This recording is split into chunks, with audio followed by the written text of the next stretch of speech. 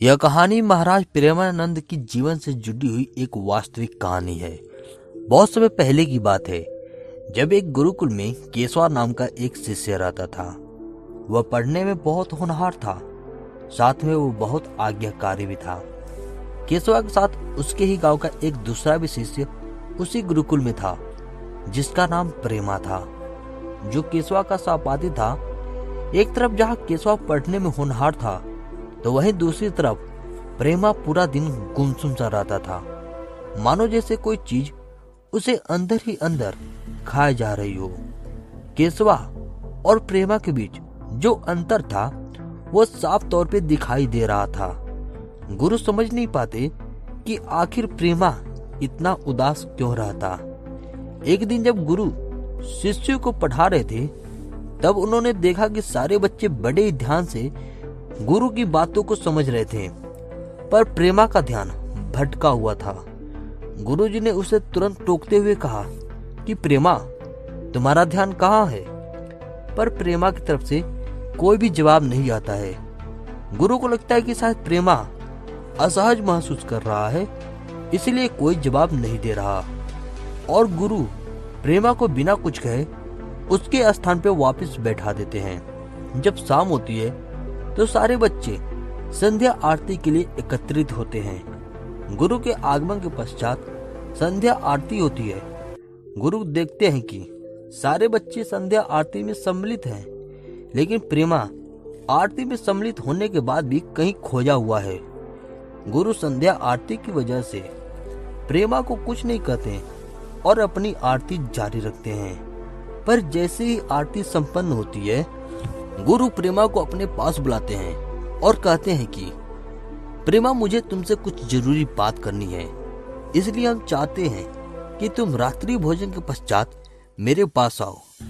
गुरु की बात पे प्रेमा सहमति जताते हुए कहता है, जो आज्ञा गुरुजी।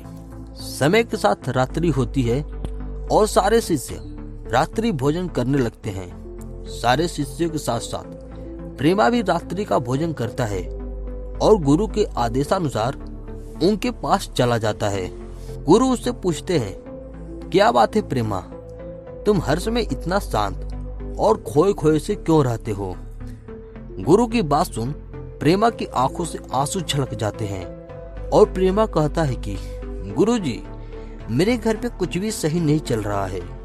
मेरे माता और पिताजी के बीच हमेशा कुछ न कुछ अनबन चलता रहता है, जिस वजह से मेरा सारा ध्यान माता और पिताजी पर ही रहता है।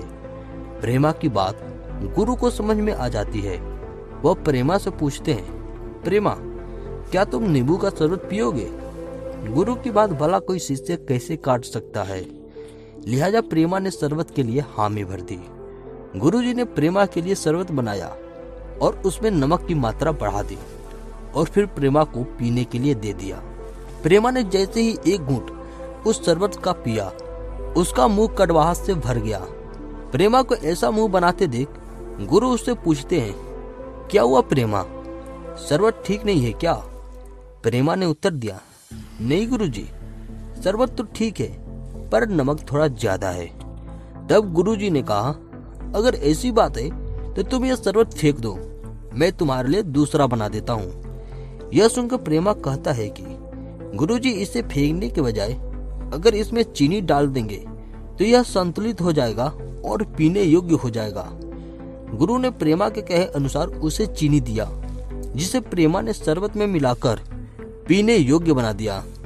गुरु ने प्रेमा को यह करते देख प्रेमा से कहा कि प्रेमा, जिस प्रकार तुमने इस कड़वे शरबत में चीनी डालकर इसे मीठा कर दिया, ठीक उसी प्रकार अगर तुम चाहो तो अपने माता पिता के कड़वाहट भरी रिश्तों में मिठास डालकर उसे पीने योग्य शरबत बना सकते हो, जिसके फलस्वरूप तुम पढ़ाई में ध्यान लगा सकते हो। गुरु के कहे अनुसार प्रेमा कुछ दिन का अवकाश लेकर घर चला आता है और माता पिता के बीच में शरबत जैसा मिठास घोलकर वापस अपने गुरु के पास गुरुकुल चला जाता है। उस दिन से प्रेमा का सारा ध्यान पढ़ाई में लग जाता है, जिस वजह से प्रेमा पूरे गुरुकुल में प्रथम स्थान पे आता है। दोस्तों, आगे चलकर यही प्रेमा नाम का शिष्य प्रेमानंद महाराज बनते हैं। जिन्हें तराशने में इनके गुरु ने महत्वपूर्ण भूमिका निभाई थी। अगर आप भी मेरी तरफ प्रेमानंद जी महाराज के चहेते हैं तो मुझे उम्मीद है कि आप इस चैनल को जरूर सब्सक्राइब करेंगे और उनकी बचपन की यह कहानी कैसी लगी वीडियो को लाइक करके हमें कमेंट बॉक्स में जरूर बताएं। तो मिलते हैं हम अगले वीडियो में, तब तक के लिए राधे राधे, जय श्री राम।